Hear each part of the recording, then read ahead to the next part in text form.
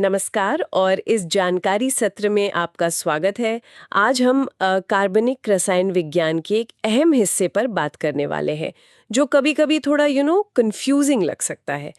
मेरा मतलब है एल्डिहाइड, कीटोन और कार्बोक्सिलिक एसिड का नामकरण या नोमेनक्लेचर। हमारे पास जो जानकारी है वो इन नामों के पीछे का लॉजिक समझने में हमारी मदद करेगी।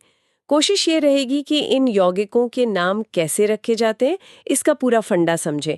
इसमें कॉमन नाम यानी ट्रिवियल नाम और IUPAC नाम जो अंतर्राष्ट्रीय वाले मानक नाम दोनों शामिल हैं। ये नाम कई बार बड़े जटिल लगते हैं पर असल में इनके पीछे एक सिस्टम है, एक तरीका है। तो चलिए इसी को आज खोलकर समझते हैं। बिल्कुल। देखिए, नामों का एक स्टैंडर्ड होना, खासकर ये IUPAC सिस्टम, ये दुनिया भर के वैज्ञानिकों के लिए एक ही भाषा में बात करने जैसा है। मतलब बहुत जरूरी है। सोचिए, अगर एक ही केमिकल के 10 नाम हो तो कितनी गड़बड़ हो सकती है। लेकिन हाँ, जो आपने कहा, सामान्य या पारंपरिक नाम, उनका भी अपना मजा है, अपना इतिहास है और वो आज भी खूब इस्तेमाल होते हैं। तो ये देखना दिलचस्प है कि ये दोनों सिस्टम कैसे काम करते हैं और क्यों दोनों आज भी हमारे लिए मायने रखते हैं। हाँ, ये बात तो है। तो कहाँ से शुरू करें? शायद एल्डिहाइड और कार्बोक्सिलिक एसिड के सामान्य नामों से। सुना है ये आपस में जुड़े हुए हैं। हाँ, बिल्कुल। ये स्रोत भी यही बताते हैं कि इनके सामान्य नामों में एक सीधा कनेक्शन है। फंडा ये है कि अगर आप किसी कार्बोक्सिलिक एसिड का सामान्य नाम जानते हैं तो उसके आखिर से एक एसिड हटा दीजिए और उसकी जगह एल्डिहाइड लगा दीजिए। बस आपको उसी कार्बन संख्या वाले एल्डिहाइड का सामान्य नाम मिल गया। काफी आसान है ना? अच्छा, ये तो काफी सुविधाजनक है। मतलब एसिड का नाम पता है तो एल्डिहाइड का भी पता चल गया। हाँ, और ये उनके रासायनिक रिश्ते को भी दिखाता है कि एल्डिहाइड के ऑक्सीकरण से एसिड बनता है वगैरह। और कुछ सामान्य नामों की कहानी तो बड़ी मजेदार है। जैसे सबसे छोटा एसिड HCOOH, फॉर्मिक एसिड, इसका नाम कहाँ से आया होगा? फॉर्मिक, कुछ फॉर्म जैसा। करीब है। ये आया लैटिन शब्द फॉर्मिका से, जिसका मतलब होता है चींटी। चींटी? सच में? हाँ, क्योंकि इसे पहली बार लाल चींटियों को डिस्टिल करके, मतलब उनका सत निकाल कर हासिल किया गया था। अरे वाह, चींटियों से एसिड, ये तो कमाल की बात है। आज भी ऐसी बनाते हैं क्या? नहीं, आज तो लैब में या इंडस्ट्री में बनाने के तरीके बिल्कुल अलग हैं, पर वो नाम इतिहास की वजह से चिपक गया। इसी तरह एसिटिक एसिड CH3COOH जो सिरके में होता है ना, हाँ, विनेगर। बताते हैं कि शुरुआती केमिस्ट्री कैसे रोजमर्रा की चीजों से जुड़ी थी। ब्यूटेरिक एसिड मक्खन से जुड़ा है वगैरह। ये तो वाकई दिलचस्प है, नाम के पीछे की कहानी। अच्छा, एक बात और, अगर इन एसिड या एल्डिहाइड में मतलब मुख्य कार्बन चेन में कोई और ग्रुप जुड़ा हो जिन्हें हम प्रतिस्थापी या सब्स्टिट्यूएंट कहते हैं, हाँ, सब्स्टिट्यूएंट। तो सामान्य नामों में उसकी पोजीशन, उसकी जगह कैसे बताते हैं? अच्छा सवाल है। सामान्य नामकरण सिस्टम में इसके लिए ग्रीक अक्षर इस्तेमाल होते हैं। अल्फा, बीटा, गामा, डेल्टा, ऐसे। गिनती शुरू होती है कार्बोनिल कार्बन यानी COO वाले कार्बन के ठीक बगल वाले कार्बन से। तो जो कार्बन सीधे कार्बोनिल से जुड़ा है वो हुआ अल्फा कार्बन। उसके अगला बीटा, फिर गामा और ऐसे ही चेन में आगे बढ़ते जाते हैं। ओके, तो कार्बोनिल वाला कार्बन नहीं बल्कि उसके बगल वाला। ठीक है, समझ गई। हाँ, तो अगर कोई ग्रुप बीटा कार्बन पर लगा है तो नाम में बीटा लिख देंगे। ये सिस्टम थोड़ा पुराना जरूर है, पर बायोकेमिस्ट्री वगैरह में आज भी दिख जाता है। ठीक है, तो ये थे सामान्य नाम इतिहास और स्रोत से जुड़े और ये ग्रीक अक्षर वाला सिस्टम। लेकिन जैसा आपने कहा, पूरी दुनिया में एक रूपता के लिए मानक सिस्टम चाहिए। तो अब आते हैं IUPAC पर, international union of pure and applied chemistry. यहाँ क्या नियम है, कैसे काम करता है ये सिस्टम? स्रोत बताते हैं कि नाम एल्केन से जुड़ा है। बिल्कुल सही। IUPAC का मकसद यही है, हर कंपाउंड का एक यूनिक लॉजिकल नाम हो जिसे कोई भी कहीं भी समझ सके। तो एलिफैटिक एल्डिहाइड्स के लिए, मतलब सीधी या ब्रांच चेन वाले एल्डिहाइड्स के लिए, हम क्या करते हैं? हम पहले उस एल्केन का नाम लेते हैं जिसमें उतने ही कार्बन हो जितने एल्डिहाइड की सबसे लंबी चेन में है। और हाँ, कार्बोनिल वाले कार्बन को गिनना है। फिर उस एल्केन के नाम के आखिर से ई हटा देते हैं और सफिक्स यानी नाम के पीछे जुड़ने वाला हिस्सा एल यानी लगा देते हैं। नाम बन गया एल्केनल। एल्केनल, ठीक है। जैसे 2 कार्बन का एल्केन ईथेन, तो उसका एल्डिहाइड हुआ इथेनल। एकदम सही। और 1 कार्बन वाला मीथेन, तो उसका एल्डिहाइड मीथेनल। मिथेनॉल का सामान्य नाम क्या था? फॉर्मेल्डिहाइड। ओ हाँ, फॉर्मिक एसिड से फॉर्मेल्डिहाइड। बिल्कुल। अब इसी तरह एलिफैटिक कार्बोक्सिलिक एसिड के लिए नियम क्या है? वही लॉजिक। संगत एल्केन के नाम से ई हटाइए और सफिक्स लगाइए ओइक एसिड। नाम बन गया एल्केनोइक एसिड। एल्केनोइक एसिड। तो 2 कार्बन वाला इथेन, उसका एसिड हुआ इथेनोइक एसिड। परफेक्ट। और इथेनोइक एसिड का सामान्य नाम एसिटिक एसिड, सिरके वाला। हाँ, तो देखिए कैसे आईयूपीएसी एक सिस्टम देता है, जबकि सामान्य नाम अक्सर छोटे और ज्यादा जाने पहचाने होते हैं। ठीक है, तो सफिक्स हो गए अल और ओइक एसिड। लेकिन चेन चुनना और उस पर नंबर डालना, खासकर जब चेन में ब्रांच वगैरह हो, ये कैसे करते हैं? ये बहुत जरूरी पॉइंट है। नियम ये है, सबसे पहले वो सबसे लंबी कार्बन चेन चुनिए जिसमें आपका मेन फंक्शनल ग्रुप मतलब CHO या COOH शामिल हो। ये आपकी पेरेंट चेन होगी। अब आती है नंबरिंग की बारी, और यहाँ एल्डिहाइड और एसिड के लिए नियम बहुत सीधा और अच्छा है। नंबरिंग हमेशा उस कार्बन से शुरू करनी है जो फंक्शनल ग्रुप CHO या COOH का हिस्सा है, और उसे देना है नंबर 1 हमेशा। हमेशा नंबर 1। अरे वाह, ये तो बहुत आसान कर देता है चीजों को। मतलब फंक्शनल ग्रुप की पोजीशन फिक्स हो गई, वो हमेशा 1 पर ही है। हाँ बिल्कुल, क्योंकि सोचे ना, CHO और COOH ग्रुप तो परिभाषा से ही चेन के सिरे पर होते हैं ना, वो बीच में नहीं आ सकते, तो उनका कार्बन नेचुरली नंबर 1 बन जाता है। इससे नाम में कोई कंफ्यूजन नहीं रहता कि ग्रुप कहाँ लगा है। ये बात मुझे समझ आ गई। लेकिन अगर अणु में 2 एल्डिहाइड ग्रुप हो या 2 कार्बोक्सिलिक एसिड ग्रुप, मान लीजिए चेन के दोनों सिरों पर, तब क्या? हाँ, ये भी एक कॉमन सिचुएशन है, और आईयूपीएसी ने इसे भी बड़े कायदे से हैंडल किया है। अगर मॉलिक्यूल में 2 COOH ग्रुप हैं तो उसे हम डाई कार्बोक्सिलिक एसिड कहते हैं। इसका नाम कैसे रखेंगे? हम पेरेंट एल्केन का पूरा नाम लेंगे जिसमें दोनों COOH कार्बन शामिल हों, और उसके आखिर में जोड़ देंगे डायोइक एसिड। और यहाँ एक खास बात ध्यान रखनी है, पेरेंट एल्केन के नाम का आखिरी ई हटाना नहीं है, उसे बनाए रखना है। अच्छा, ई रखना है, मोनो वाले में हटा रहे थे। हाँ, डाई वाले में रखना है।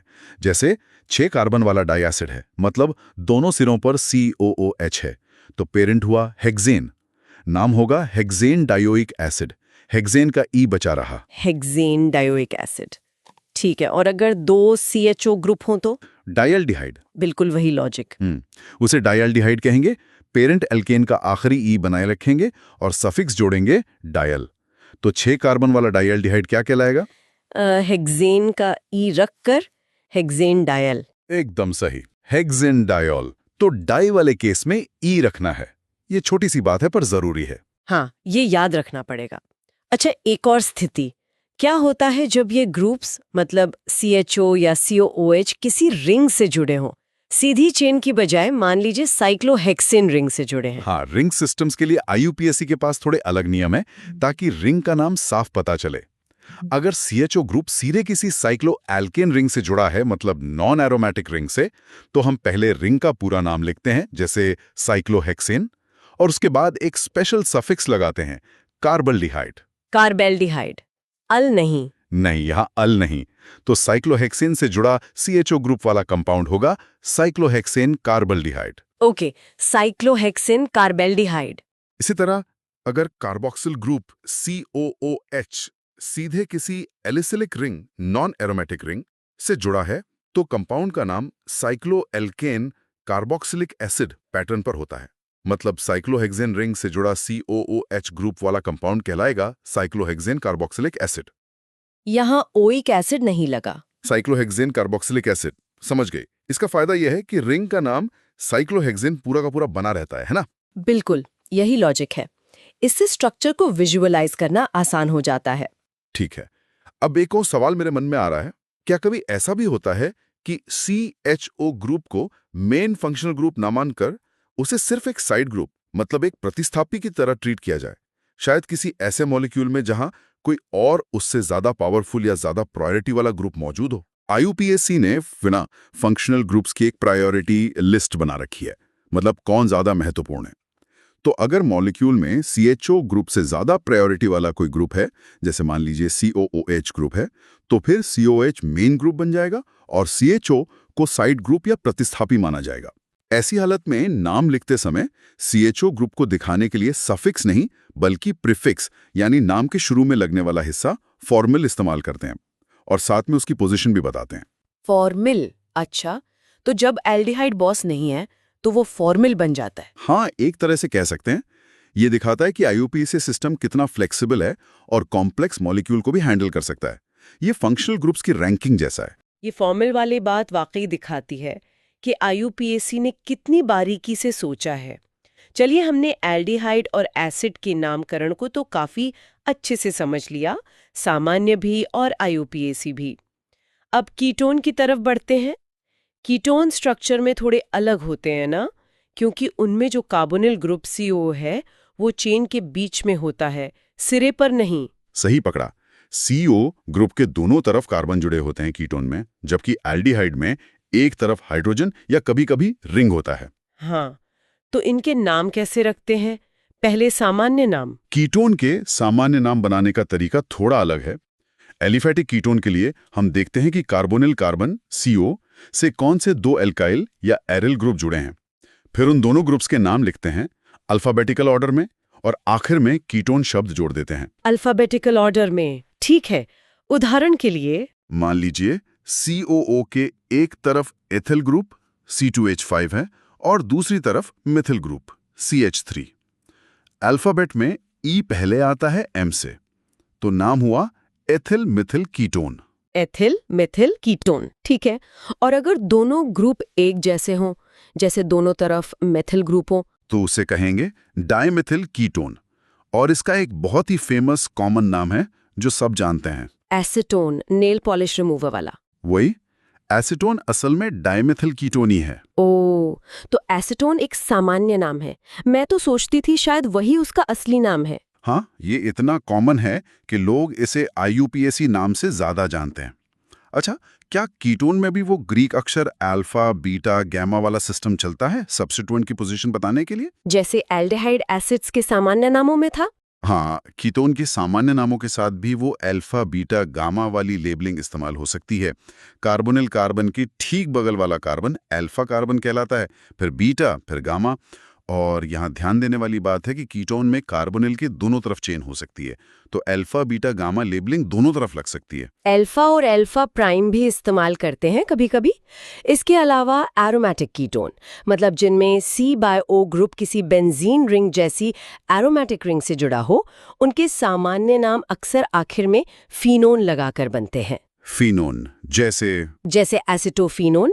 इसमें एक तरफ मेथिल ग्रुप एसिटो और दूसरी तरफ फिनाइल ग्रुप बेंजीन रिंग होता है C/O से जुड़ा, या बेंजोफिनोन, जिसमें C/O से दोनों तरफ फिनाइल ग्रुप जुड़े होते हैं। ये नाम भी काफी चलते हैं। एसिटोफिनोन, बेंजोफिनोन, ठीक है, ये भी सामान्य नाम है, समझ गई। चलिए, अब आते हैं कीटोन के आईयूपीएसी नामों पर। यहाँ क्या नियम है, सफिक्स क्या है? कीटोन के आईयूपीएसी नाम भी एल्केन से ही बनते हैं। लॉजिक वही है। सबसे लंबी कार्बन चेन चुनिए जिसमें कार्बोनिल ग्रुप C-O शामिल हो।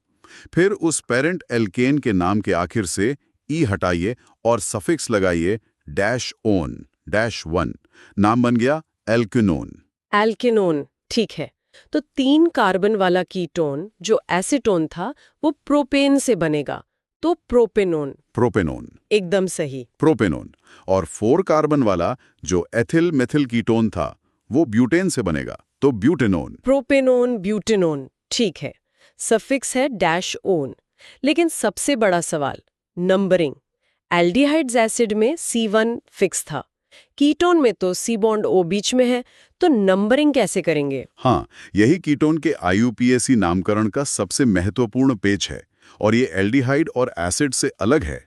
नियम यह है, सबसे लंबी चेन चुनने के बाद चेन को उस सिरे से नंबर देना शुरू कीजिए जिधर से कार्बोनिल कार्बन C-O नजदीक पड़े।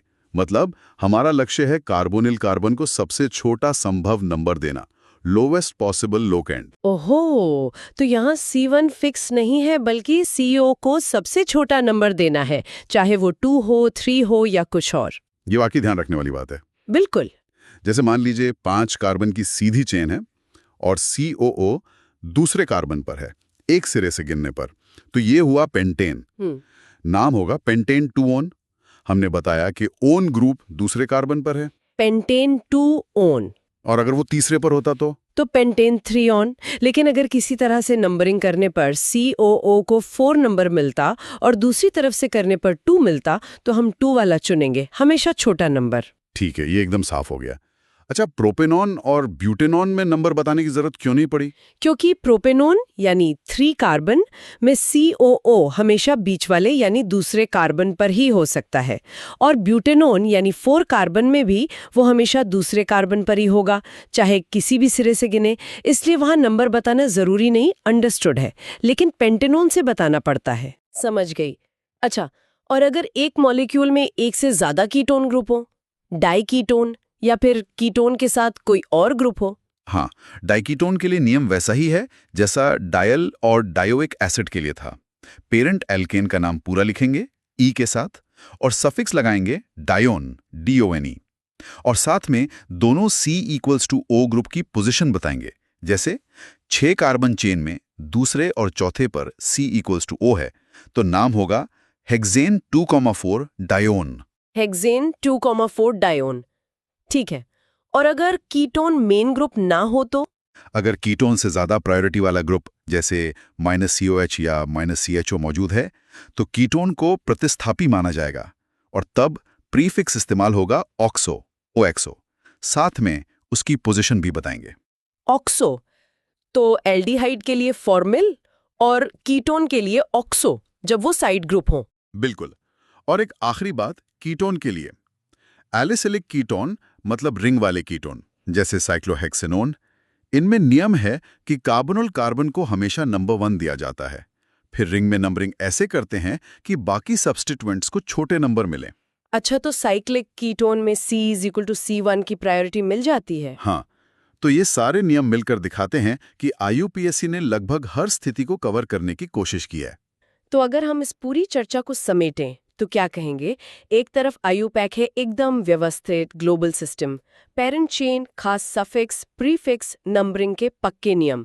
दूसरी तरफ सामान्य नाम है जो इतिहास से जुड़े हैं, स्रोत बताते हैं और अक्सर छोटे और ज्यादा प्रचलित होते हैं, जैसे एसीटोन या फॉर्मिक एसिड। बिल्कुल सही सारांश है। मेरे हिसाब से सबसे बड़ा टेकअवे है नंबरिंग का फर्क। एल्डिहाइड एसिड में फंक्शनल ग्रुप C1 पर फिक्स, कीटोन में C डबल बॉन्ड O को सबसे छोटा नंबर देना है जो 1 होना जरूरी नहीं, और IUPAC के पास rings, carbaldehyde, carboxylic acid, multiple groups, diol, dione और प्रायोरिटी, फॉर्मिल, ऑक्सो सबके लिए समाधान है। लेकिन हाँ, दोनों सिस्टम समझना जरूरी है क्योंकि लैब में, इंडस्ट्री में और किताबों में भी सामान्य नाम आपको बार बार मिलेंगे, खासकर कॉमन कंपाउंड्स के लिए। हमारा मकसद आज की इस बातचीत से यही था कि एल्डिहाइड, कीटोन और कार्बोक्सिलिक एसिड का ये नामकरण वाला टॉपिक थोड़ा आसान लगे, कम डरावना लगे। उम्मीद है कि ये चर्चा इन नामों के पीछे का लॉजिक समझने में मददगार रही होगी। और जाते जाते एक सवाल छोड़ जाता हूं सबके सोचने के लिए। देखिए, IUPAC सिस्टम कितना भी व्यवस्थित होने की कोशिश करे, पर सोचिए उन बहुत ही बड़े कॉम्प्लेक्स मॉलिक्यूल्स के बारे में, जैसे कोई नेचुरल प्रोडक्ट या कोई नई दवा का मॉलिक्यूल जिसमें शायद दसियों अलग अलग फंक्शनल ग्रुप्स हों। क्या ऐसी स्थिति में IUPAC नाम इतने लंबे और उलझे हुए नहीं हो जाएंगे कि उन्हें इस्तेमाल करना ही मुश्किल हो जाए?